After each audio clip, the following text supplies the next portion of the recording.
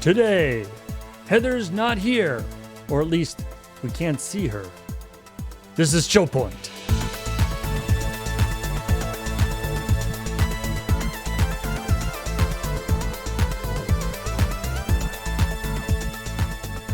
Right, shit, this is...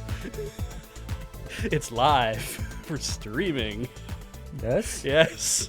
I wasn't here the last couple weeks, I don't think, was I? No, Was I here last week? You were here last week. Holy shit, I don't remember. Wow. Wow. I know I missed a couple, but okay. So, Beej, this is a microphone. That's a camera. I don't... The words on the screen there are people talking and looking at you. On the other side of the world, probably. Or just could around be. the corner. It could be. You don't know. Hey, everybody. How's it going? Welcome to ChillPoint. Like I said, Heather's not here today, but we still got lots of news. And apparently the fact that we're live is one of those pieces of news. Woo!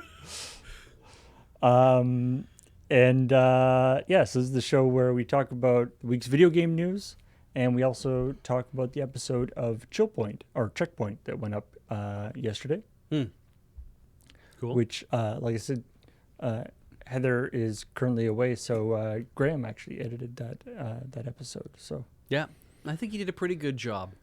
reasonably good job. Yeah. Mm-hmm. Yeah. Acceptable. Yeah. So let's talk about what was on that selfsame episode, which was largely what was on the episode last week. If I can comment before we get rolling on this, I'm realizing now that I think that I only ever steer ChillPoint off of its rails, not because you're here, but because the combination of you and Heather being here at the same time just somehow causes me to be like, we're going to talk about this for 5 minutes before we get going. So I know I'm the problem, but I know what's causing the problem. So you're the problem. I'm what needs to be fixed. But you're saying that it's a problem that is instigated by other people. Yeah, you know how it's like I have atopic dermatitis, but I know what causes it. It's like this is the problem, but I know why I have it. So just to quickly recap, this conversation that we're currently having, which is it's not a tangent, somewhat a tangent, but it is a tangent, is that you only get onto tangents when both Heather and I are here. I think so. Yes. Okay. Mm-hmm. Glad we got that cleared up. It's the lack of Heather that's making me realize it. Anyway. So yeah, it's largely a coincidence that we ended up with similar stories as last week. Obviously, they're actually all different pieces of news. They just happen to be different, the same subjects. Like Kathleen was super prolific. Like she got in there and wrote 2 stories before I even had a chance to look at the document by 8:00 at night. In fact, and I believe these were the 2 stories Kathleen did actually were ones that she found separately. I don't know whether she was going just happened to be like on Polygon and happen to randomly find them, or whether none of the stories that I marked were particularly interesting to her or whatever. That's totally fine. I wouldn't take it personally, Paul. I don't. I'm glad. It's always I like it when there's like stories that I haven't actually heard about, because then it'll be like, oh, cool, that's a neat thing. And when I saw the patch notes stuff you had posted, I was like, well, if Kathleen's already written Overwatch 2 story and a Silent Hill story, and I do a patch notes, this is just last week's stuff. Yeah. So I wrote the intro, and I'm like, oh no, now based on the 9 lines I wrote for the intro or whatever, I was like, oh shit, now I have to commit myself to writing exactly the same stuff as we had last week. So yeah. Starting with talking about Overwatch. Overwatch 1 being people buying the retail version of it, which is still available at retailers. Yeah. For different amounts. $34 apparently it was shown at one place. and for a free to play game. Yeah. And then you stick it into the computer, and it immediately gets upgraded to Fallout or Overwatch 2. Fallout, that'd be a hell of a thing, though. But I have to say, It gets upgraded to Overwatch 2 because that's just what happens to Overwatch 1 when you connect up to the server now. this is the first time that this has happened, I think, for video games, right? Where it's like a game gets end of lifed. Yeah. And immediately replaced by its sequel. But they said, don't worry, we'll just give you a free upgrade to the sequel. To be honest, I don't know. It does feel kind of unique. Yeah. But, the argument is, of course, that Overwatch 2 is just Overwatch like 1.5. Absolutely. But it does seem somewhat unique that, obviously free upgrades are a thing that, companies have done. Yeah.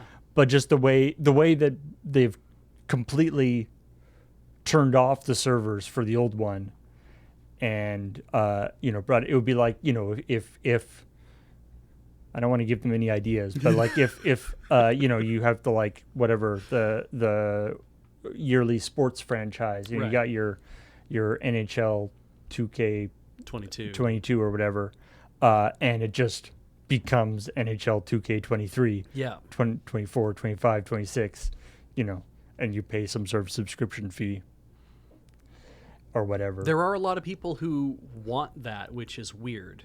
I think that's like that. Not that the idea is weird, because I think that completely makes sense. A lot of people have wanted, like, I want Madden, but I want Madden just to have a new pack every year. Can you just give me this year's trades, right? Because it's always funny to I sort of put it up as checkpoint stories often, because I find it entertaining to look at these like sports franchises to see, because of course they always do have to sort of try to market the new one. Yeah, they have to try to rationalize why you need to upgrade to the new one. Yeah. They have to sort of be like, oh, there's all this other, like, there's all the teams and everything, but there's all this other new stuff that's, better AI and cooler audience reactions or, whatever. And some years it's like more consequential than others. Right. But it's like this idea of games as a service, but not like cloud gaming, but more like it's like, oh, you have Overwatch. Well, when the next Overwatch comes out, we're just going to bump you to that. Has that kind of like... It's kind of like, subscribing to like your Adobe programs or something. Yeah. It's like... Which is not a flattering comparison. No, absolutely not. Especially because and the pivot too of like, well, we'll let you go from Overwatch 1 to Overwatch 2, and it's a fully paid game to being a free-to-play game. And so the idea of, well, if gaming did turn into that kind of idea of, hey, don't worry, the game will always be available for you to have. It's just that the whales will be the ones pumping the money into the back end, and that's how we'll be like making our money, is off of microtransactions or loot boxes, right. or whales just paying because they want to pay. And I think this whole thing is kind of interesting, and it is weird that retailers are essentially stuck holding the bag, because they're like, but we have all these copies, used or new, of Overwatch 1. Right. What do we do with them? Yeah, and I mean, obviously, this has been, it's sort of, we because we talk about games where the servers, like shut down eventually. Online service games or MMOs or whatever, where the servers get shut down. In some cases, after like 6 months or something, particular games that don't do so well. Yeah. Which again, if they have a retail thing, I imagine there is a similar thing where you get the retailer has 2,000 copies of Anthem, whatever, yeah. The various games, like the whatever that Amazon one was. Lumber Yards. What the fuck was the thing that they did again? What was the Lumber Yards thing again? Or was it? This is not a Lumberyard game. What did they do? The colonial one. Anyway, it doesn't matter. New World. Great. That's it. Oh yeah, that was a big deal briefly. I I don't think there was a retail version of that, like a box version of that. But anyway, But that same idea. that idea where you could end up with a bunch of product that literally can't be used. Although I love in the comments to this episode, there's a bunch of people were talking about instances. Like my favorite, someone was talking about, he's saying like at my local, like Circuit City, Right. there was a copy of a like Windows 95 slash like 386 Local like Canadian Tire, I think, is where they said they had it. oh, was it Canadian Tire? Yeah, where it's But like a they're Windows saying- 3.1 graphics modeling package. yeah graphics modeling package Yeah. that came out in I think like in 95 Mm-hmm. and they're saying in 2015 they took it off the shelf. Yeah. It was on the shelf for 20 years That's- for like $30. I have to assume at some point that was an in-joke from the people who worked at Canadian Tire. Right. There's people who have been working in the back for a few years who are like, yo, just leave it up there. It's funny. It's funny as hell. Just keep leaving it up there. And finally, somebody was like, we did a whole inventory, and they're like, what the hell is this thing? It's like, No, well, it's they throw it away and everyone's like, oh. like it's still in the back end, and it's like, take it out of the back end. We're not selling this horse shit. Like, yeah, probably. And yeah, And there's like it's like the first the new guy that comes in. Yeah. Like that comes in. It's like, okay, your job is to sell this. yeah. This is our blinker fluid. It's like the snipe hunt kind Yeah. of thing. This is a great piece of software. You just have to sell it to somebody. So the it's weird that I mean, this is funny because it's like it is essentially the retailers are screwed because they're like, yeah, you have an old piece of software, it's getting older by the day, and probably if you didn't buy it sometime okay, so if you haven't been in retail, I will explain some things I did purchasing for the computer store that I talked about in the thing. Sometimes with like people are like, oh, Apple's whole price maintenance thing and whatever. Let me tell you, that was a great system because it meant that, hey, do you have something on your shelf that you've already technically paid for, but you know you can't sell, and so you want to send it back to them, like a 30-pin cable for an iPod? And it's like, well, they still have it listed in their whatever, so I can take these three 30-pin cables for our iPods and be like, no one's buying these things, and I every 3 months or whatever, or maybe it was every 2 months, whatever it was, I can put that in a spreadsheet, send it back to our rep, and say, we're returning this to you. And they're like, yeah, by all means. And then I would throw all these really old things in a box, stuff that's maybe 2 or 3 years old that nobody wants. And it's like, I can put it all in the box and send it back, and they give us our money back for it.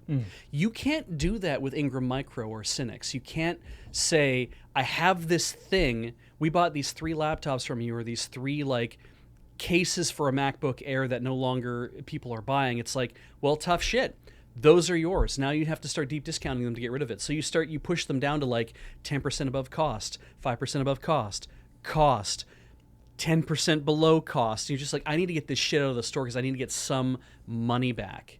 And ultimately that's because that's the position you're in. It's like you have to take write-downs or write-offs on a lot of product that you carry at the retail level if you don't have these kind of agreements. Now, if a game retailer is in that position of, we bought 20 copies of Overwatch because we're like, this is going to be a big deal and we got to have some of this on hand, and they sell through all but 3, now they're kind of on the hook for those 3 that they might have paid $30, $40 for, whatever whatever, like 10% below they were at cost to begin with. It's like, we technically own 3 copies. It's not like it's like, oh, we have these. It's like, we own these. We purchased these, and now they are taking up space on our shelf, and we're never going to get any money back from them, so we can get them out the door. And if we sell them at cost, at least we got our money back. And that's better than losing money on them entirely. So, yeah. And yes, you can do a lot of accounting to be like, oh, we had to take a major route down and all these kind of things. It's like, yeah, retailers do that stuff all the time. But you don't want to do that if you can help it, because you're like, you had to keep that money tied up that you would normally have. You had to tie up all this money in crap people didn't want. Right. Especially when it's not like even you can be like, oh, you don't Overwatch 1 is, Overwatch 2 is the new hotness. Yeah. Here's the new one, because the new one is free to play. Like there's Yeah. Blizzard has effectively pushed out the retail place Yeah. in the transition to Overwatch 2. I'm assuming there isn't any boxed copies of Overwatch 2 to put onto retail It would shelves be kind of ridiculous. because Yeah. it's just a download. I mean, maybe it's one of those stupid, go get a code things, but that would seem silly. It would be funny if it's just like you walk into Or EB Games. you can buy like a season pass or whatever Yeah. from the EB Games. That might be a way to do. I think they do that a lot, don't they? You go and you buy a little card that has your season pass code on it. But I just think it'd be funny if you like walked into EB Games and they had like a whole thing of here's a whole bunch of free to play games and they're just like tear off sheets like coupons and on the back there's a QR code and you go there and you get to download the game for free. It's just like literally just like a URL. Yeah. Yeah. Hey, download it. Anyway, let's talk about patch notes for Mario and Rabbids Sparks of Hope, which seems to largely involve people getting stuck into things. Yeah. I was surprised. Which, I guess open world, that's going to happen. Yeah. I did see, I saw some people, commenting on I think it was the Nintendo Life article or whatever, where this was talking, where it was like, wow, wasn't it? It used to be nice when people released like finished games and like all this kind of stuff. It right? is Ubisoft though, like It's like one Ubisoft. Also, I mean, it's either you can get this, which is nice, or you can get the patch notes that are fixed. bug fixes and performance improvements. Bug fixes and performance improvements. And it's like, I'd rather get the detailed one. Yeah. So if I'm having a particular problem, I'll know that it's fixed. Yeah. And in order to get that more detailed one, you want to sort of encourage that to happen. And it's like, this is what real patch notes look like. Yeah. I mean, presumably, and people are like, geez, can anybody even play this game? It's like, Yes. all of these problems are extremely unlikely to have happened. Yes. Right? It's not like this, like, even though it shows like a whole ton of things there, they're not actually happening that, like, they're all, they don't even, relatively uncommon things for it to happen. and they're not technically like game crashing bugs like Heather playing Dreamlight Valley where she was encountering stuff. The photo mode thing that she showed me where it's like I'm in photo mode and all of a sudden that's game breaking. it's like, and then you're like, oh no, and then the game crashes. You're like, oh shit, thank God it auto saves every 5 minutes, right? You're Right. like, you didn't lose a bunch. And like this is more like your heroes get stuck and you're like you're like, okay, this sucks, and maybe you have to exit out of the area. You have to try to move to another thing, like not move your heroes, but try to like maybe you have to move to the main menu or whatever. But it's like, I don't know how bad that is but it's not a crasher. You're not in the middle of a battle and all of a sudden something just crashes. There's probably fewer of those. Yeah, of course, Disney Dreamlight Valley is Early access. secret early access. Yeah, exactly. In the sense that it's early access on Steam and nowhere else, because other places don't, or Steam or for PC anyway. Yeah. It's listed as early access, but it's not on consoles, which is kind of a cheesy thing to do. Yeah. But anyway. But this is like, it's So I mean, the fiction stuff, it's all good. Yeah. Obviously the if a lone wolf is hit by fire and doesn't die, it doesn't. What is it? It don't worry, it continues to make noise for much longer than intended, and it's like, Jesus Christ. Oh, great. I have to listen to this dog that I almost burned to death whimper for a much longer time than normal. And continuous sound effects of rabbits laughing. I mean, if I played the previous Mario plus Rabbids. Yeah.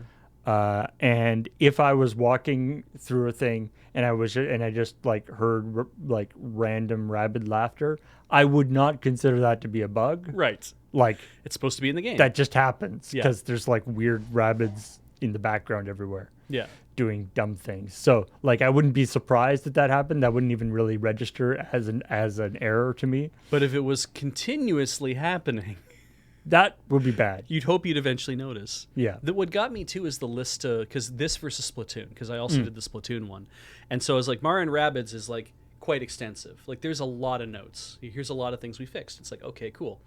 The Splatoon 3 notes, and my arms just keep like my arm is still stretching above the thing. Let me tell you, it's like I'm kind of like scratching the ceiling right now. I have that whole Luffy thing going on. They are extensive. They're I read like 15 fixes for one weapon.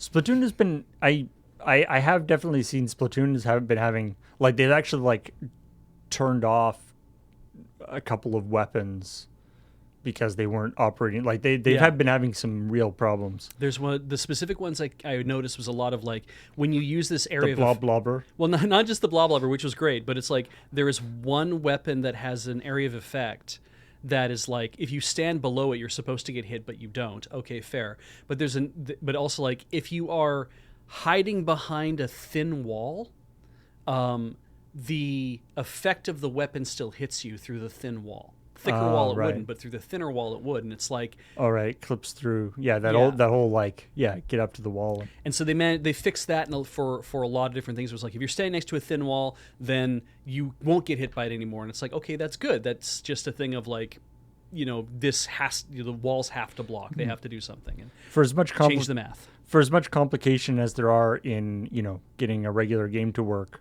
Obviously, online games are like another order of magnitude in terms of absolutely complexity and chances for things to mess up. So it's not too surprising. And apparently, Captain Spam is saying that the Splatoon team actually has a reputation for extensive patch notes. Yeah, go have a read if you've got about 30 minutes.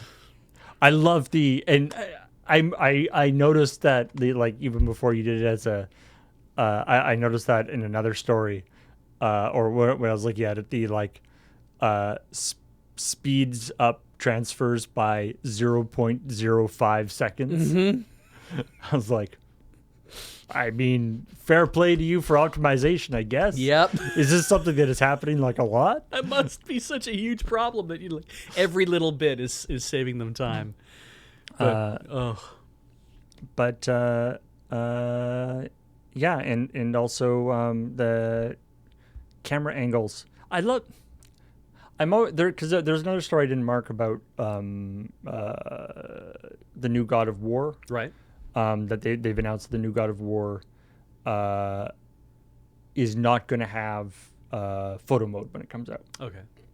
Which the previous one, I think the previous one also came out with no photo mode and they added it later. Okay. But which it's always interesting to me that photo mode in video games, which is usually kind of a extra bonus fun thing. Yeah. I mean, some games use it as a mechanic, like the Dreamlight Valley or whatever, but usually it's not even like a thing that happens in the game. It's just like a fun thing so you can show off cool screenshots. Yeah.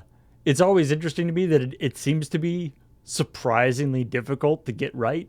Like often it is either like it's not like not included in the original in the initial release and they do it later because they don't have time to get the bugs worked out for it, or there's stuff like this with with the taking a picture doesn't, when you would think it would be just basically like capture the camera, just take a screenshot, or not, but and like do some effects on it. Like it doesn't seem like it should be that hard. Like that's something that you're doing anyway, rendering the screen. Yeah, you're not even. It's just like move the camera. How hard is that? But apparently, there's a lot of extra weird nuance to it, and it's funny that messes things up. Because sitting here, I'm kind of like, Mario Odyssey had a photo mode, and it was really good. It was really and straightforward, and you got what you got every time, right? I'm like, that's good. But that's more for like, it's fun. Just take photos of like interesting whatevers. And then Breath of the Wild has a photo mode. I mean, it literally has a camera built into the Sheikah slate, right? And you can do a whole photo thing. And they use that for, take pictures of weapons and animals and stuff, right? And then we'll add it to your little compendium and that'll be fun. It's like, little photo hunt mode.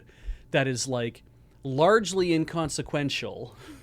But is there like a side quest that activates Not it? really. I don't remember there being a side quest that's take a bunch of pictures of animals. And in fact, you can go when you're visiting a house fairly early in the game. You can just be like, I'll give you money to just fill up my compendium. That's 1,000 rupees at a time or whatever. It's expensive to do, whatever it is. But it's like it'll cost you money to get a photo from me every time. And I'm like, okay, it's like I don't really need to travel to all these places. I'll just get postcards from Yeah, exactly, right. And I'm like, basically like being there. because having a camera built into the Sheikah slate works with how the memories system works, I think, as well, because it's like you have to hold it up and you have to like aim it at a thing, and you're standing in a spot, and it's like all of a sudden, boom, I remember something has happened, and then you like go through the whole thing. But it's like, yeah, it would suck if they gave you the thing of I can look through the thing and I can now picture something, and then all of a sudden, ooh, I have a memory, and then it like works into the story. Right. And then, but you can't use it to take photos. It would really suck. So they have it working, and I'm like, yeah, like Nintendo's pretty good at doing photo modes that seem to always work. Why did Splatoon's not work? Right? Yeah, I mean, especially if it's just like first person mode, that's one thing. But if you can like freeze stuff and then like move the camera independently from the person to get like a cool angle, Yeah. I guess that can open up a whole can of questions. But the worst, or my least favorite photo mode, which I never used, but I hated that it existed, is in some of the Assassin's Creed games, because they're not, you don't play online with people, but there's an online component to it where there's sometimes like scavenger hunts and things, and there's also by default turned on online sharing of photos, Right. and that you have to, and so if you pull up, so you'd be like, there's like some mysterious thing on this on this mountain, and you're like, oh, I wonder where that is. You go, oh, it's over there. Okay, go over there. Pull up your map. There's 50 photos of one spot. Like you can't see what the photos are, but you can see like it shows you that photos have been taken of this thing, Right. of like a certain spot, and you're like, well, thanks, guys. Yeah, I guess I know where I'm going.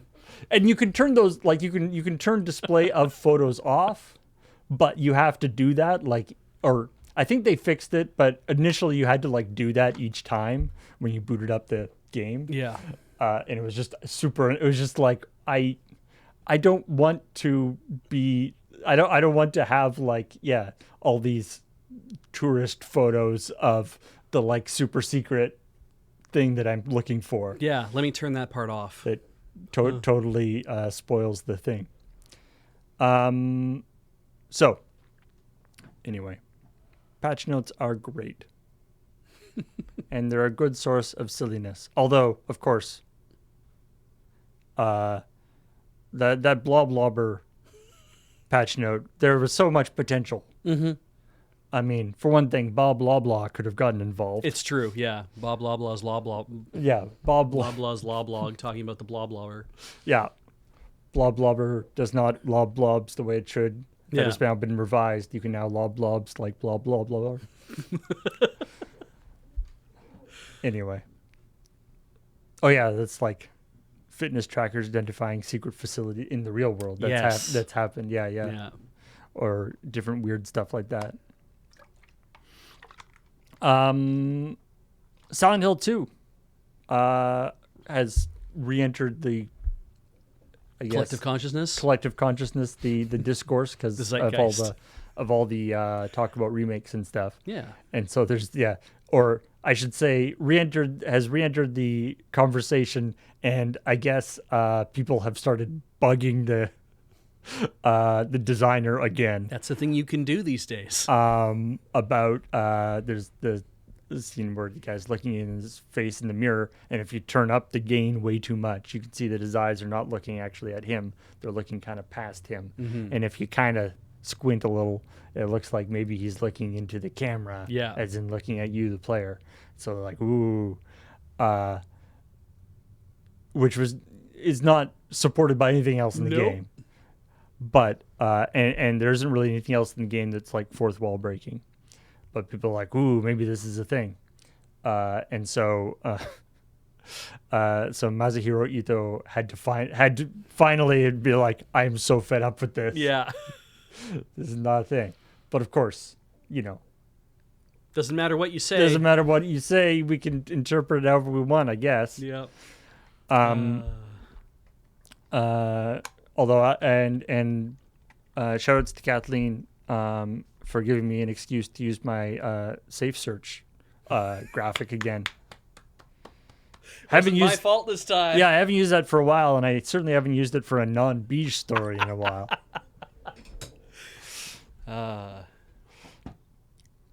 I'm sure you guys are tracking it out there in your spreadsheets. And Garf Cart. Wait, no, not Nope, Garf not Cart. Garfield. Garfield Lasagna Party. Garfield Lasagna Party. And now, This might be a really fun game. and I will say, you did just breeze past Garfield Kart Furious Racing. Yes, the sequel. I did. Which is the like 2018 or 2019 one sequel, which I think is better. Like we actually played that one on stream. I did. I was there. Yeah, I played. I mean, it wasn't great, No. but it wasn't. It was like workable. I wouldn't call it ET. I mean, what I remembered most about... what I'm saying is that you did, maybe Garfield Kart. Maybe you weren't entirely fair. I might have been completely unfair, but to be fair to my experience when I played Garfield Kart. Okay, so Garfield Kart Furious Racing. Are we sure that's the one that we played on stream, or did we play the original one? Because I can't remember. All I remember is that Andrew one time sent for Christmas, bought this for like 30 people. With the gift phrase, buckle up, buckle up, buckle up, buckle up, buckle up, buckle up, buckle up, buckle up. I remember that, and I don't know if that's the one we played or not. I think the Furious Racing is the one we played, which is the more recent one. Fair. Now, if that's the case, then I should have used that one, because my recollection of playing that game was, much like in E.T., you were constantly falling into holes. There was a lot of falling into things. Yes. Yeah. More than I would have expected with a kart racing game, because I've played a lot of Mario Kart, and I have played a lot of Rainbow Road, and I have never fallen into holes as much as I have done. I thought you were going to say you've never fallen off Rainbow Road. I have fallen off Rainbow Road. I was going to that's a lie. But I have played a lot of Mario Kart and a lot of different Mario Karts, and I have never fallen into holes as much as I have in the 3-hour stint of Garfield Kart Furious Racing. I do distinctly recall after we played that, everyone was like, it's a terrible game, whatever. After we played that for like 6 months or so, maybe even like a year. Yeah. Whenever we couldn't think of a game to do for CTS or the game that we had planned for CTS didn't work for whatever reason, somebody would be like, Garf Kart? Yeah. And it got to the point where I was like, okay, is this I wasn't playing it. I was running tech on that. Is this a serious thing that you guys want to play Garf Kart again? Or are you just messing with it? Like, are you just being silly? I don't know anymore. Yeah, it's hard to tell, because in a lot of ways I'm like, it's like, you might say it as a joke first. But it's that like, let's play Garf Kart. But unless. But unless. I mean, I don't want to play it, but if you guys want to play it. Yeah. There's something about it that is like, it's in how we had such a great time having a terrible time. And I mean, it's the sort of watch and play thing, right? Yeah, Where it's a great equalizer. Yeah, yeah. Yeah, nobody could be completely so good at the game that they're like, because that's the thing in Mario Kart. You can be really good at Mario Kart and shut everybody else down, and then it's like, I'm constantly racing in 8th place, and this is not fun for me anymore. But when we're all just like, I'm struggling to play. Was that the one that, like, for Ian, it kept switching into a different language and then crashing? Yes. Yes, it kept switching into French, and then it would just lose its shit. Anyway. There was also a quite a I would call spirited debate in the chat about who is the human normal. Surge came up a lot. Yeah, Surge was the definite front runner, but I think almost every member of the crew was called out as the human normal at some point. Yeah. I think I saw Ben's name twice. Yeah, Ben and Adam. Yeah. And you and me. Don't know why me. But anyway. It's but yeah, lasagna, the Garfield lasagna party, with a terrible, just a complete, or sorry, not terrible, Garfield lasagna party with an incomprehensible focus on pizza. Yeah. Yeah, Yeah, I tried to get like when Beach talks about, oh, there's going to be lots of different games like collect the lasagna, hold the lasagna, eat the lasagna.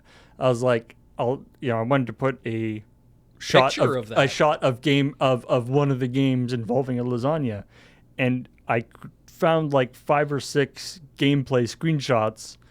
The only ones involving that had food in them were pizzas. yes, and the closest thing to a pizza that's lasagna is Chicago deep dish, but it wasn't that. It was like Domino's pepperoni. Like it was like, this is your iconic looking pizza.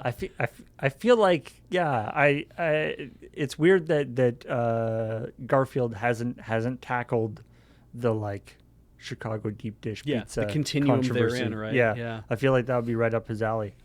It's so very like because and I think I figured it out, right? Like we were talking about, it's like what you said, like all this pizza. I'm like, oh, you know why? Because like pizza is very easy to represent. Like even back to the NES era, right? It's like you can represent Right. pizza in a Turtles game quite simply. You can just see like this weird kind of disc, and you're like, "That's a pizza. I know it's a pizza." Right.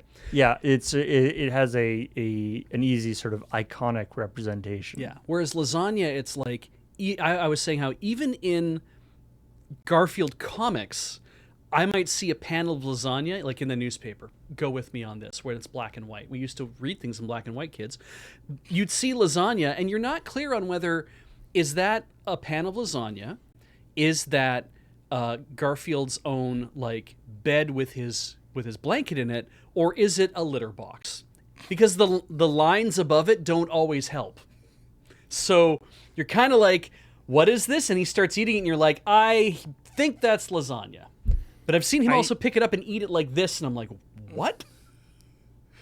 For one thing, I feel like Jim Davis or whoever draws Garfield has not like a really, whoever draws it now, I mean, doesn't have like a totally clear idea of how people eat lasagna. Yes. I don't think I've ever seen Garfield eat a lasagna in the way that I would expect a lasagna to be eaten. It's true. But also, I feel like Garfield would be fine with having the same box be A lasagna pan? bed, lasagna, and Toilet. and litter box. Like then he would just not have to move from that place. It's true, yeah. Just some sort of conveyor belt that keeps bringing him new boxes to get into, and then shit into, and then get out and get into another Yeah. one. We're describing hell. We're describing the hell dimension that I talked about in the Halloween episode. And then, of course, the final story we talked about here was Kirby's Dream Buffet being a book. I was blown away. I know. And not only that, but We got him right here now. It turns out that there's a ton of Japanese light novels set in the Kirby universe. Yeah, 27, I think? Something like that? 24? Yeah. So we did a stream. I think Serge and Heather did a stream of Kirby's Dream Buffet here on the channel. So if you watch that and you were like, "This looks like a great game," but I'm not really getting the backstory to the characters. I need the lore. And you can read Japanese. I guess you can check this out, or I don't know, maybe there's a translation of it out there somewhere. Yeah. But yeah, I'm curious. I mean, obviously, like you said, Kirby and the Forgotten Land has, it's got a very dramatic story. It sure does. And almost sort of Shakespearean levels of things going on. But Dream Buffet seems less so. Yeah. But maybe it's all just a metaphor for something deeper. Yeah. More complex. I mean, they were describing it on Nintendo Life, and I'm like, there's a lot going on here that I didn't see at all in the trailer. So congratulations on your fanfic, I guess. Your officially licensed fanfic. So that's cool. I mean, my favorite part of Kirby lore, just to be clear, is that there's like somebody did a piece of artwork one time that was like showing Bowser versus King Dedede, and it was like, you know, Bowser getting up to some stuff, and then King Dedede getting up to some stuff, like nefarious shit, right? And they're both like, yes, that's what we do. And then it's like Bowser acting as a king, and it's like him like doing the same thing he was doing with the nefarious shit. And then King Dedede acting as a king, and it's like, though I must throw myself into the flames of perdition, I will defend the.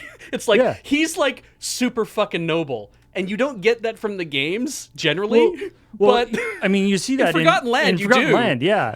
Yeah, the previous depictions of King Dedede have been like, I'm going to steal this cake. Yeah, I'm a fat penguin with a big hammer, you know, and like, haha, and then but we're friends, you know. And Kirby is like, no, that was my birthday cake. And that is like that's the conflict of the whole game. Yeah. And in Forgotten Land, it's like, oh, yeah, we get to see a different side of King Dedede, which is great. Post-apocalyptic wasteland. So, yeah, he's a good king, ultimately. He's just he's still a fat penguin. He's just kind of greedy sometimes. So. All right, let's talk about a couple of stories that didn't make it into the episode. Yeah. Monster Rancher is a very popular series of games, from what I understand. Not Monster Hunter, though, right? This is like the Pokemon-ish kind of thing. This is the Rancher. Yes, this is a very Pokemon-y kind of thing. The big you raise monsters, you can like send them off and do things, and then they go to the abattoir, and then you go to like tournaments, and you have fights between your monsters and all stuff. Right, there was an anime about it and stuff. I do remember that. Yeah, never saw it. There's a new one coming out, or maybe it's out now, called Ultra Kaiju Monster Rancher, which is a team up between Monster Rancher and Ultraman. Okay, cool. So instead of raising, I'm raising this cute, adorable, this like I'm raising this, whatever ball-shaped fox. Let's Jigglypuff or whatever, equivalent. Mm-hmm. The monsters that you are raising are kaiju. Yeah, and the places that they are fighting are like Tokyo. Yeah, downtown skyscrapers, which is kind of awesome. It's a good mix of two ideas. Yeah. Here, I can show you the... I love this guy. He's got like a... he has like the largest business suit ever. Yeah. Oh, my God. I'm definitely not an Ultraman fan. I've never... Not that I'm saying it's bad or anything. I'm just like, I've never been into it. But this is kind of a cool idea. So one of the other neat things about Monster Rancher, and this isn't unique to this game, or this is something that it's always done, is that the monsters are procedurally generated. Really? Yeah. And what they are and what their stats are and what their names are and everything can be generated in a lot of different ways. In the original Monster Rancher games, you could they had this gimmick where you could put a CD into your PlayStation. Okay. Like you could eject the Monster Rancher disc, and it held it in memory. Right. Put a CD in, and it would read, wherever wherever it wanted to. Yeah. It would read some unique piece of data off the CD. Right. And then you put your Monster Rancher disc back in, and then your monster would be based on that CD.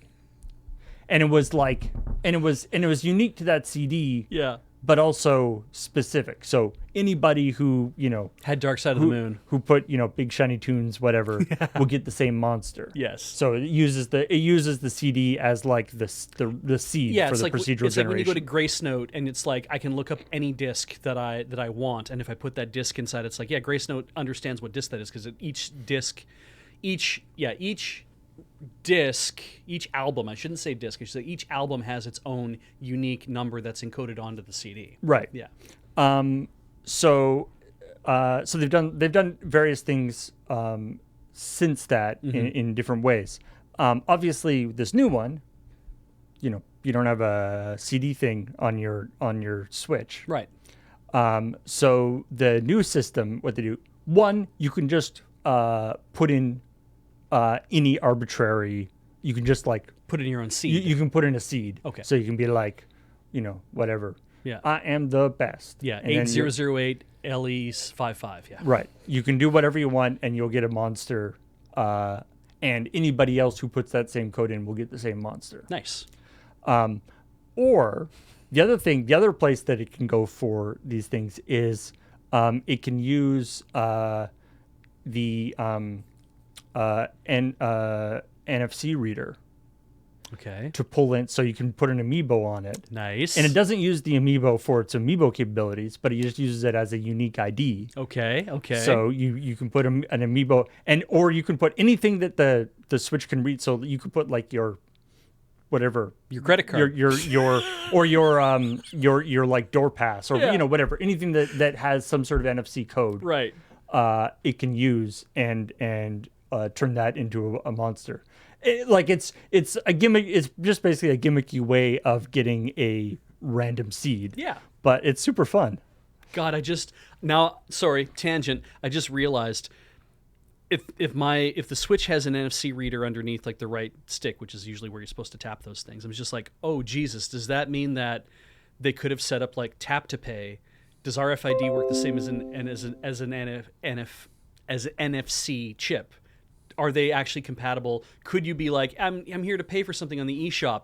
Boop, tap your card on the joystick, and yeah, okay, we have your card information now. You can pay with that. It'd be like, if that's the thing you could do, I didn't even think about it. Wait, do we just go offline? We're doing that thing again. There's no need to picnic. I'm glad that they say something. And I'm glad that it's moving pretty slow. Everything's fine. Okay, it's and it died. That's weird. That's like the second time this has happened, eh? So it's The last thing I heard was sorry. I think that was me.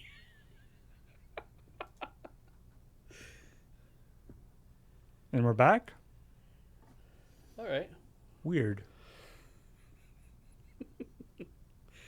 Great. Okay. I'm going to assume, and we kind of waited a little bit, so I'm assuming everybody's seen this again. The point I was making is, if you could take your credit card with an RFID chip on it and touch it to the NFC reader, are they cross-compatible in a way that you could actually just use your credit card to pay for stuff on the eShop by going boop to your Switch? And that seems super cool and also incredibly dangerous. Because on the one hand, it's like, well, I don't want my kids to have my credit cards, but if they do, they still need to know things that maybe secret information isn't on my credit card in order to pay for something on, I don't know exactly what, like maybe my postal code or some shit. But if they're just like, oh, but I can just tap daddy's credit card against the joystick and pay for something, it's like, yes, let's try not to make it too easy for your children to pay for thousands of V-Bucks. Or just, or what you do is you just, walk up to your daddy and tap the Switch against his pocket. Yes. Oh my God, Dad! Look, I did a thing, and it's like what? And it's like nothing. Click. Yeah, I'm not sure how cross-compatible those things are, but I think that's actually an interesting idea to utilize that, because frankly, our phones already have that kind of thing. It's when you go to buy something on the eShop and it just goes through. Yeah. And it's like, oh, don't worry, we have your credit card number. It's like, oh, please don't tell me that. On the eShop, I'm going to give away. Here's some OPSEC. I used to not save any of my credit card info on my Switch. I was like, I have it password protected and everything else because I'm like, I don't want to have a problem. And I was in a state of buying like a dozen things at once, and I was like, after I had to put it in like twice, I was like, oh. And then I just stored it, bought all the things, and then I was like, wait a second. The Switch never leaves the house. And in order to buy things, you need my password first. So what does it matter if it's here? And if my Switch gets stolen, I'll just probably maybe cancel my credit card as well. I don't know. Like, it's kind of made me feel like maybe it's not that big a deal for me to leave it on there for the time being. Until I have a child of a certain age who is going to be a problem. Then I'm like, I'll go buy a $300 prepaid Visa and put that on the thing instead. Oh, it's and what that- yeah, that's what I mean, there's all the parental controls and stuff. there, exactly. Yeah, you But can do that too. but yeah, I mean, of course, yeah, they that's the problem with the like OPSEC and stuff is it's inherently inconvenient. Yeah, it's true. That's because it turns out that just not having any secrets is terribly convenient. Yes. Just dangerous. I do know for various reasons. if I travel, I will end up just taking the credit card number out. So it's like if I travel with my Switch, I'll be like, fine, if you steal my Switch, that sucks ass, but at least I know that you don't have access to something with my credit card info on it as well. So speaking of things that suck ass, my password's Hunter02. Yeah, go ahead. They're doing that thing again. Oh. You probably just heard that as 6 stars, though. But anyway. Something else. Something now. I'm not gonna go deep on this. We talked about in the after show, or I think Kathleen mentioned that there's there's some more annoying stuff from Blizzard. Yeah. Or frustrating Yeah. stuff from Blizzard Activision. That's sort of tangential to the whole unionization efforts. There's fight. There's sort of the separate. There's the like, abuse allegations and all Yes. that stuff. Then there's also this separate that there's the union ratification thing that Yeah. they've been going back and forth on. Anyway, there's a recent story that that the Activision Blizzard Chief Communication Officer Lulu Chang Messervy. It's a hell of a handle. Yeah. Published a company-wide Slack message talking about how unions are, can Slow the process down. we support you, anybody who wants to do a union and stuff, but just so unions do make it difficult for they slow down the negotiation process. Yeah. They often will cost a lot of money. Mm-hmm. She actually mentioned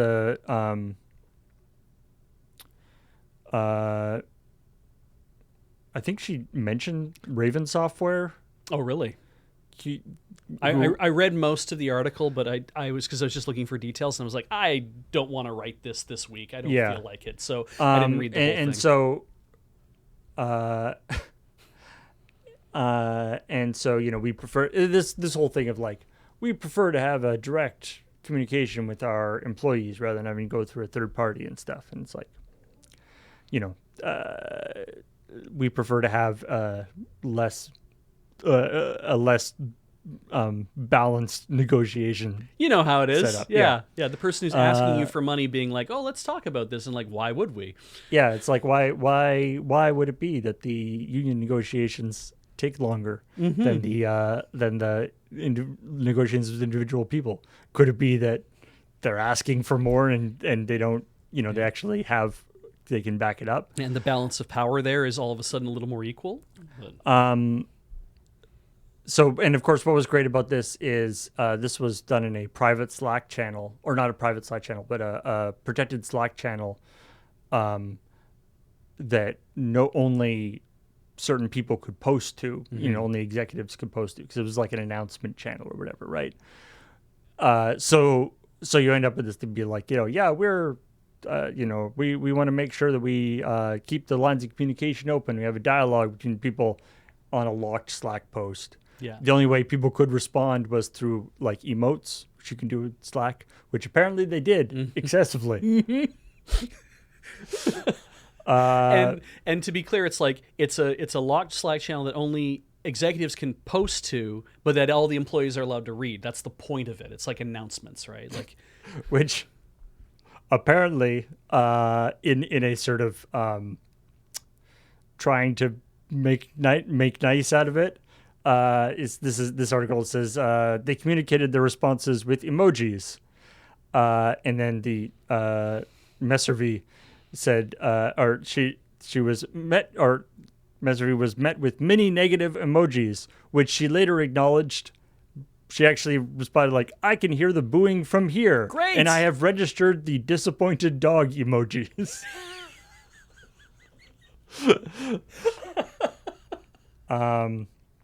So anyway, now this is obviously a shitty thing for the head of The chief communications officer. chief communications officer to post. Mm-hmm. But two, it's not just a shitty thing for the chief communications officer to post. It is actually a violation. CWA violation. Yeah. So there's a complaint, a labor board complaint has been filed. So we'll see what happens with that. It's funny too, because like that idea, it's weird to me because if he's like, oh, it slows down the process, I'm kind of like, well, hang on, because when I've been in many unions, I've worked for a lot of post-secondary institutions, and each one of them had either one or multiple employee unions. That's just kind of how it works. And so when I would get the job, they advertise, here's the job, here's what its official title is called within the grid, and then here's where you fall in the grid, and that means you make this much money. And I'm like, that never slowed anything down for me. It's because I'm like, do I have to? Because getting a job for the first time, I'm like, I guess I have to negotiate. And they're like, no, it's been pre-negotiated. The union has already created a grid. HR works within that grid. We classify the jobs in the grid where they're supposed to go. You're going to work here. You make the same money, man, woman, young, old, anything. You make the money that you make at that level based on how many years you've been in that job. That's what you do. And I'm like, okay, so then why are we hear about collective bargaining and union negotiations? Like, because when every few years, when the contract is up, the union representatives have to sit down with management and say, here's changes we want to make to the grid, or make to benefits, or make to like all these other kind of things.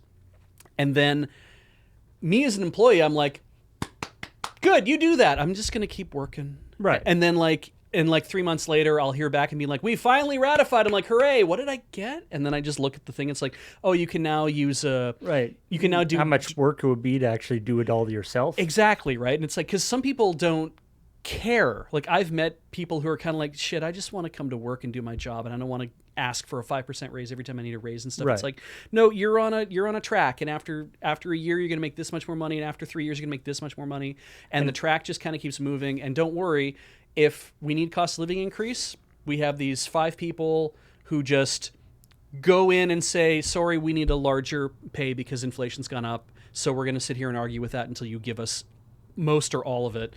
And it's like, to me, I'm like, I can get on with my work because I know someone is representing me. And there's this idea that it's like,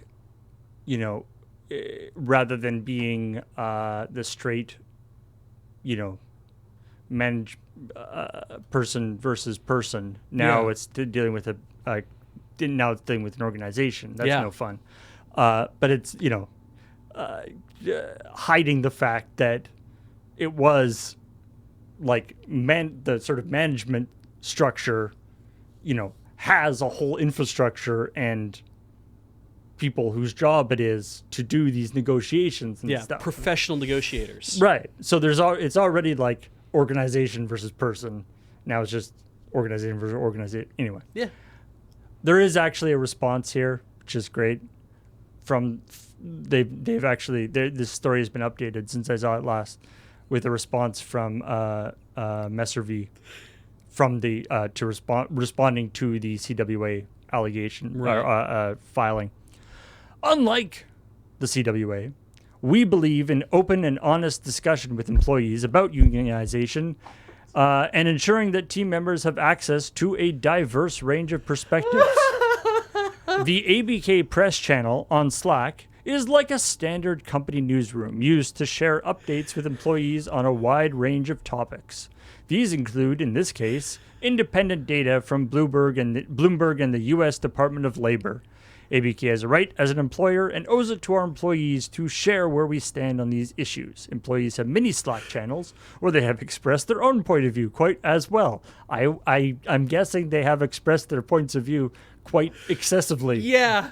quite extensively there and more? loudly. All employees were clearly informed that they could opt out of this channel at any time.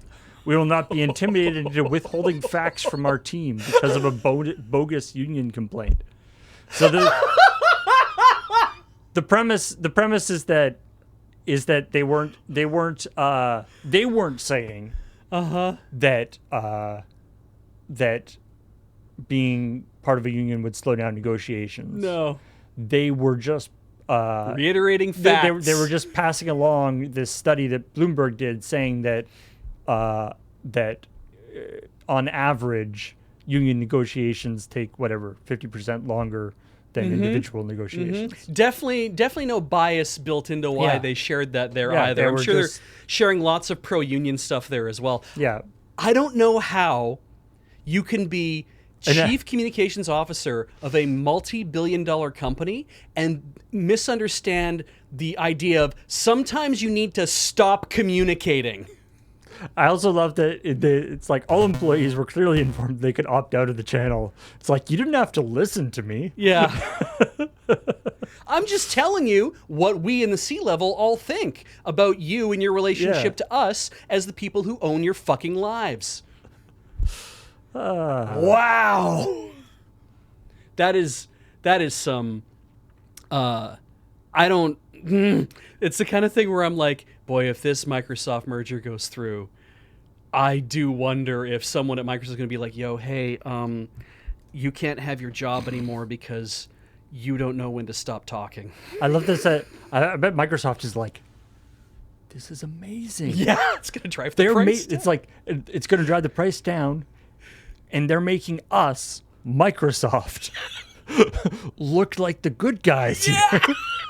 This has never happened before. No!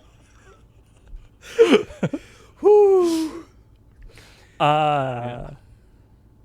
Well, speaking of people who might not be very fun to work for, it's Sonic's 30th anniversary. Great, yeah. And there's this super awesome Sonic the Hedgehog egg mobile battle set, which is so it's a statue thing of Dr. Robotnik and his big mechanical hammer. But that's not all, because you can attach all sorts of different. Oh, that's cool. It can be all the different things that he does. Good work. The hammer and the ball and chain and the helicopter and the drilled things, Yeah. and you can move the jet engines around, and Is it all magnetic, or is it like... it looks click like there's stuff? little like ports on it, so Okay. maybe it just like sticks into things. That's very clever. And then you've got your Sonic and Dr. Eggman. That's just cool. It's weird because to me... I wonder if they need to do one of those things where like there's like a button on it that you push and all the stuff falls off. Yes. Like it's like spring loaded. It's funny because like I look at this and I'm like, because you're about to disappoint me. I look at this and I'm like, $29.95 as a toy for children, as like a Sonic and Eggman playset kind of like fight thing. You know, like, oh, we've made these things, right? You're going to tell me this is probably $140. I have a feeling. I have not looked to see the price. 40 US. No shit. It's not too bad. So it's a toy. It's a toy level. That's great. This is not like a whatever resin model or something. Yeah. This is a toy. Just the amount of like things and that you can plug into it, and I was just kind of like, oh, with that many parts and stuff, that clearly it's going to come in at like maybe $50 or higher, that kind of idea. And I was like, clearly going to be more than get up to the $150 mark. So to be like it's $40 US, I'm like, that's still expensive. Because don't get me wrong, in Canada that's almost 70. That's like 150. Yeah. But it's still like, that's kind of cool. I could see, you know, as people say, as Goombalak says, this is clearly for rich children. I'm like, yes, I would not buy this for my 7-year-old. I would not pay $40 US for this toy for my 7-year-old and be like, have fun with this thing. I'd be like, I will get them like a die-cast metal transformer. You know, it's something that's going to be a little more durable, that kind of idea. I wish they still fucking made those. There is also the point that if you give this to your children, especially if you've got a couple of kids, you are effectively giving your child like a mace. Yeah, that's true. I could, as somebody who grew up with a brother, I could see that not being used in a way that, shall we say, was not intended. Yeah, because it's like, I want to play Sonic. Okay, well, I get to play Eggman, and it's like, and you're like, Wham, yeah, you wham. be Sonic, and like, wham, and they hit you with the mace, and you start crying, and it's like, no, you're okay, don't tell mom, don't tell mom, like, you're okay. God damn. We're just, yes, it's 1986 again, and I'm a child, and it's just like, oh, it's the same shit. Whew. Remember a couple weeks ago? Oh yeah, here, do you want to take a swing at me? Yeah, that, God, oh, that's a brain worm right there. I can't. Oh, move on. So a couple weeks ago, we talked about CD Projekt announced a whole ton of Witcher stuff. Yeah, Announced like 5 Witcher games. yeah. One of which was called Canis Majoris. Major dog. Yes, the big dog. Big dog, something like that. Anyway, that was the key. That was the code name. Anyway, we now will know what that is. It is in fact a remake of the original Witcher. Oh, okay. The OG Witcher, That was the idea. and it's going to be made not directly by CD Projekt. It actually is going to be made by Fool's Theory, Okay. which is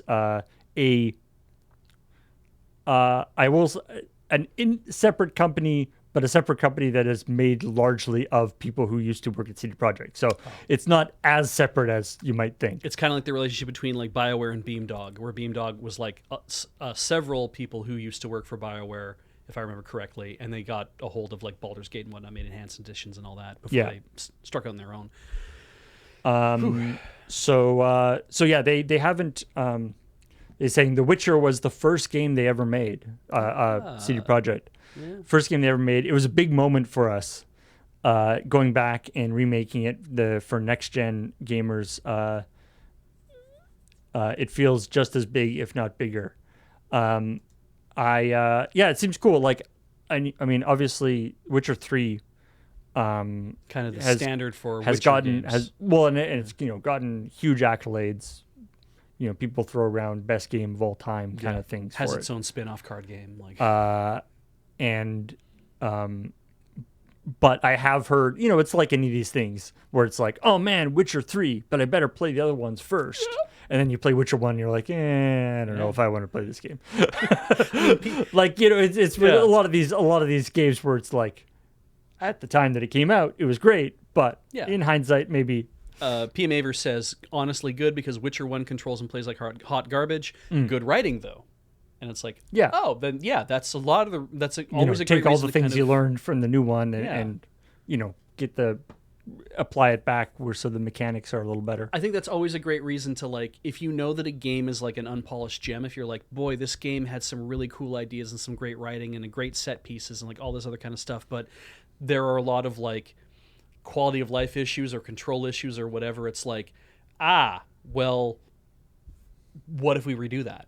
It's kind of nice in a way, It was also the original Witcher was never available, and to this day is not available on consoles. So they haven't said that this is going to be a console release, but it seems like a no-brainer. Yeah. That they will be doing a console release. Yeah. I like that. The idea of turning over remakes to, I want to say allied companies, but it's like, it's a weird position, right? Because it's like you mentioned, what's it, Fool's Theory, yeah. And I'm like, the idea of, we as a conglomerate, we have a product an old product that we want to remake, and so what we'll do is we'll turn that over to another group to make it. And there's this sense that I have when that happens where I'm like, we all do it. We're like, well, what have they made before this? You just said you have this beloved thing in your franchise that you're like, we are going to let this other group tackle doing this thing. When they say that kind of thing out loud, you're like, yes, well then who did? Well, it's like, yeah, but the first one wasn't so hot to begin with, was it? It's like, well, no, it wasn't, but we just want to know that whoever you give it to is going to do a better job. It's like, well, fucking anybody could do a better job than we did. And it's like, right, but what have they done? And it's like, we all do that. And it's like when I found out that the Ocarina of Time and Majora's Mask remakes for 3DS, it's like, these are done by a company called Grezzo, done by Grezzo. And I'm like, great, what have they done? And it's like, I don't know what they've done. You have to go look it up in a Wikipedia, and you find out they've done a lot of like these other like smaller games or like weird stuff. And you're like, what are they doing handling Zelda? Right. Everyone goes like, I don't know if this is a good idea. Get your hands off Zelda. Exactly, right? And then it comes Get your out, power glove off her. you're like, it comes out great, and you're like, oh, cool. Metroid, again, here we're doing the Nintendo thing because that's who I am. It's like Metroid: Samus Returns by Mercury Stream Entertainment, and they ended up doing Metroid Dread as well. Both games I really love, and it's like, at the time, Nintendo didn't let us all know that Mercury Stream Entertainment did Samus Returns. But when Dread came out, they're like, this is being done by Mercury Stream Entertainment, for Samus Returns, which you guys liked. And it's like, oh yeah, that's right. This is good. Giving things to outside parties is good, but we always get really paranoid about like, are they going to fuck it up? Because what else have they done? And it's like, why do we get that paranoid about it? Well, it's also, I mean, considering this is made by former CD Projekt people who probably did work on the website. So yeah, it's entirely possible there are more people at this other company that worked on the original than actually who are still at CD Projekt. Yeah, absolutely. So anyway, I'm sure it'll be good. It'd be neat to have people be able to experience the story and stuff without having to be like, oh, it's great if you can get past the XYZ. Yeah, or I have to dig up a whole bunch of like mods or something to fix stuff in this version of the older version of the game. It's like, just buy the new version. It's going to be great. That being said, I don't ever want to see us get locked into this thing of like, okay, now we have to port this forward again, and we have to port it forward again, and we have to like constantly keep like, we made a great thing once, so we have to make 10 different versions of it. I'm not a fan of that. I mean, I think it's too late. We're already in that. Yeah, I know. That's happened. It does happen. It's just like, we just kind of keep... I feel like we're going to get like... I feel like the thing is, we're going to see a lot of bring stuff to 1080p and then bring stuff to 4K, and I think that might be it. I don't think we're going to be in a position of like 8K comes out and it's like, well, bring it forward to 8K. Like, I don't think... game development has evolved enough at this point that I don't think we'll be in a position where it's like, oh, we need to make this thing that's 20 years old again. I don't know. But what do I know, right? Like, I'll be 60 years old sitting here and doing the same thing and being like, oh, shit, yeah, we should remake that thing. It's 20 years old. And it's like, why? You'll be sitting here and being like, I don't think they're going to remake this in 36K. It's just unlikely. Yeah. Why would they do that? Nobody needs that. Mm-hmm. Speaking of something that actually recently had a remake that apparently was both very good and very true to the original, which you might say is bad. Ghosts and Goblins. They're doing some special edition statues for Ghosts and Goblins. Apparently, this game was super great, but also true to the original in the sense that it's brutally hard to the extent that it's questionable whether it's fun or not. Yeah. But that they kept that true to the original. Yes. But yeah, you can get, of course, you can get the gold armor version, and you can also get the no armor version. Yeah. And you can get the silver armor version, and you can get the no armor version. Mm-hmm. Don't forget to keep showing that. I mean, Arthur is cut. Like, I mean, he's carved out of wood. Like, and they each one of them comes with a different weapon. Is what I read, and that means also that you can change the weapons between each statue, which is great. So you'll have to buy all three of them. And how much is that going to cost? Because it's in here. The price is 371 euros or 399 for the gold one. Uh-huh. Or you can get it for a bargain of 1,141 euros for all three. Who loves ghosts and goblins so That's much? that's like a They need to spend $1,000. Like, these look great. They Yeah. look awesome. So you know what we were talking about, that the Sonic and Eggman one. Uh-huh. This is not that. No, this is not a toy. Don't let your kids near these at Yes. all. Don't even let It is other a adults. figure. It is not a toy. Yes. It is a maquette. Jesus Christ. You know what? If you have if you've beaten Ghosts and Goblins legitimately, you know, without cheating or whatever, Any one of them. they should just give you one of these. I agree. There is some like There's some amazing like, you know, let's play content on YouTube that I've watched a couple things of, people not knowing what they're getting into, with Ghosts and Goblins being like, everyone says this is hard. I'm not doing, and then that usually ends about 10 minutes in. Yeah. They're like, what? Yeah. Why is this so hard? It's like, ask the developers. Like they My made choices. my favorite thing, there's the one guy I was watching, there's a whole level that you have to go through, you know, it's very difficult. You go through the whole level, and then at near the very end of the level, there's like a swamp or a pit or something with a platform that moves back and forth. Yeah. But it doesn't move back and forth. It moves like randomly, and the way the jump is, you have to kind of anticipate Where you think it's going to be. So if you, there's doesn't seem to be any way, if you like, it's entirely possible that you jump and while you're in midair, it just goes doop, bye. And you're just like, no whammies, no whammies. Yeah. And of course the checkpoint is like way back. So you've done like the entire thing, and then you just have to like throw dice on this stupid platform that is just straight up, you know, the developers trolling you. As a kid, like, I loved seeing it in the arcades. It looked so good. Like a platformer, really like evocative, lots of motion, great animation, interesting, you know, characters and whatnot. I'm like, this thing is so fun. And I never get past, like, I put a quarter in, you play it for 10 minutes. Bullshit. I play it for about 3 minutes, and then all my guys are died. Yeah. Just like, this sucks. You get to Firebrand, and it's just like, he fucks me up, and then I'm done. Now, Gargoyle's Quest, good game though. But Super Ghouls and Ghosts for the Super Nintendo was like, this thing rules, because it looks even better than the arcade. There's all sorts of like other things going on. There's like, it just seems like it's more accessible. It sure isn't, but it seems like it. And they have super weapons and stuff apparently too, right? Again, though, play it for 15 minutes and I die all the time like, this is definitely not my jam. But I've seen people play this thing to completion, and you have to play it through twice. Yeah. My friends had Super Ghouls and Ghosts for Super Nintendo. The first level was nice. Yeah. I once saw the second level. Did you?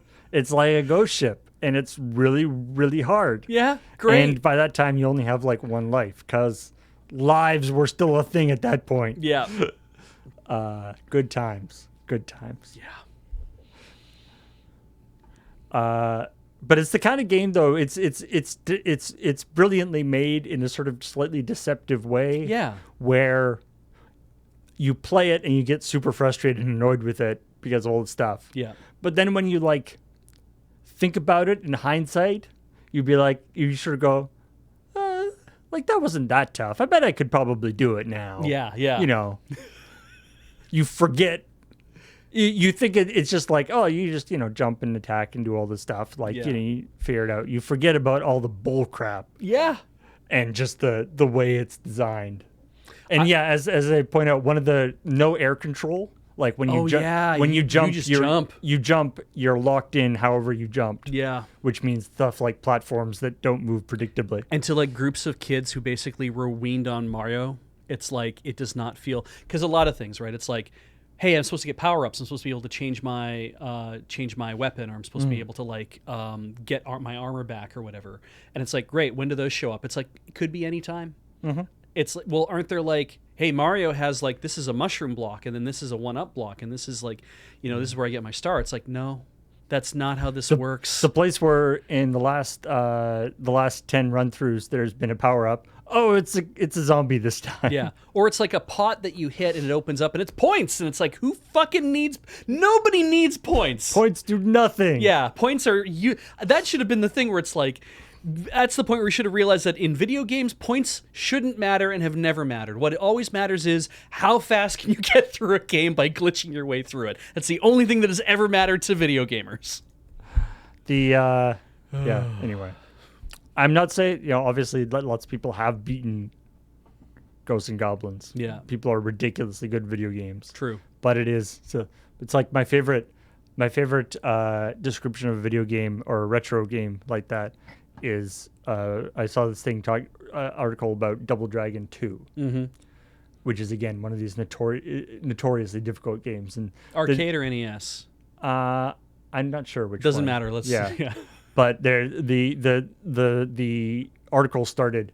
It's like Double Dragon 2 is less a video game and more academic dissertation on what would happen if two brothers who just knew kung fu went up against a mob boss with hundreds and thousands of bad guys with guns. Yeah. They die. It's a very realistic Doesn't portrayal. take him too long, in fact. Oh, speaking of which, since you brought up Double Dragon, I didn't realize this. You know River City Girls? Yeah, that's the Way new, Forward. Yeah. So they're making a sequel. They're making River City 2. So I didn't know this. In River City Girls, the original game for Way Forward, Marion shows up. And Marion from the Double Dragon games, the girl who gets punched in the stomach and carted away. And then in the second game, gets fucking gunned down in the streets. Wow. And that's what starts the whole thing. So apparently maybe that was she was okay. So she ends up being a store operator and doesn't seem to be with either Billy or Jimmy anymore. Good for her. And then she's now in the second game as a playable character. And she is like a muscle goddess. She is carved out of wood. Like... She took like wrestling and like shoot fighting or something. So, like she took all these different things to learn how to fight properly, and she is just like muscle mommy to these two girls who are like, yeah, I like to just kick the shit out of stuff, and she's like, I like to destroy everything. And she looks amazing. I'm like, what a great glow up for basically a damsel in distress from the 1980s to be like, no, I fix my own problems now. Fuck those two guys. Nice. All right. I believe that is all the news that we felt like talking about. There's, like I say, all the news felt like talking about. The Bayonetta voice acting thing seems to be mostly resolved at this point. There's already lots of articles about it. Basically, it's like what has become quite the cluster bus doesn't is a shame because it doesn't diminish the idea that video game voice actors are notoriously Underpaid. underpaid and underappreciated. But unfortunately, in this particular case, it's not as cut and dry. Yeah. Which is a shame, because it becomes sort of an object. The next time somebody has a legitimate complaint, then it gets kind of thrown out as a oh, they're just greedy, or they're just this, or they're just that. as an example. So that's very unfortunate. But by the same token, obviously, everyone involved gets harassed in ways that they certainly should not, because this is. But anyway, I mean, the thing I walked away with from this, I can't remember if I said this last time we talked about it. We did talk about it, but I'm like, this is going to seem weird, but it's a little ethnocentric. But here we go. The game was made by a Japanese studio. And if it was, the people working there are all Japanese, and they consider that we make a game we make a game in our language, in our culture, in whatever else. And so the game was made in Japan. You might even think for Japan, like in a way, like that idea of like, we know we're making a game that we're going to send to everybody else, but frankly, it's being made in our language first, and everyone else around the world, you're just localization. And I know that's like a weird thought to have. That's like a game, because a game made in America or a game made in France, it's like there's still going to be that sense of we're making a game for a worldwide market, but we have this idea that it's made in our language because we're the ones who are speaking the language and doing that kind of thing. It's like there is this danger of people looking at, stick with me on this, chat. There's this danger that people in different areas are going to be like, well, wait, if a localization effort means that people are going to argue about who's the real voice of this or who's the real person for X, does it actually make it worthwhile for us to localize anything in the first place? And that could be dangerous. And it's like, that could be a very, outsized effort. That could be a lesson that some studios are picking up from this, is be like, oh, I don't want to have this thing happen. So don't think about it in terms of whether Bayonetta's voice has always been English first, or as I'm seeing in the chat, it's like, think about what a studio might be trying to learn from this in terms of the games they'll be making in the future. Whether or not they're like, oh, I shouldn't bother localizing because I'm just going to start hearing a bunch of bullshit about this, and maybe it's not worth the effort or the money. So is that going to be a real problem? I don't know, but it's something I thought of, and I thought I'm just going to say it out loud just to kind of get it out of my brain so I don't have to think it anymore. Now you get to think about it. All right. I might not be right. There's a lot of things I'm not right about, Paul. That's not what you told me. No, on ChillPoint, I'm right about everything. On ChillPoint, boy, can I be wrong about stuff. It's different characters, you see. That's true. What if that you're wrong about things is something that you're wrong about? Yeah. Oh, shit. Ooh. Oh, shit. Anyway, thank you, everybody, for joining us for ChillPoint. I will say that almost guaranteed that there will not be a ChillPoint next week, because next Friday is the Brothers War pre-release. Oh, yeah. That fast. Wow. Yeah.